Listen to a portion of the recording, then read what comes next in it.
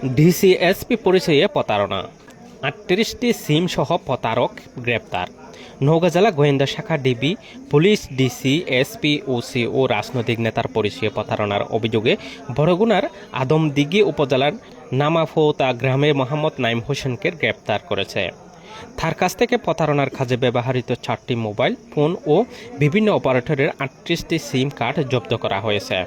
Police জানায়, অভিযুক্ত ব্যক্তি সরকারি ঊর্ধ্বতন কর্মকর্তা পরিচয় ব্যবসায়ীদের ভয়ভীতি দেখিয়ে টাকা আদায় করতেন।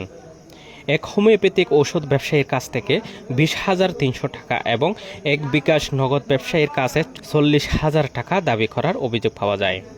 অভিযোগের ব্যক্তিতে পুলিশ সুপার মোহাম্মদ তারিকুল ইসলামের নির্দেশনায় ডিবিও আইসিটি শাখা তথ্য প্রযুক্তি ও এআই ব্যবহার করে অভিযান চালিয়ে সান্তাহার এলাকা থেকে তাকে গ্রেপ্তার করে। জিজ্ঞাসাবাদে তিনি দীর্ঘদিন ধরে বিভিন্ন সরকারি কর্মকর্তার পরিচয়ে প্রতারণার কথা স্বীকার করেছে।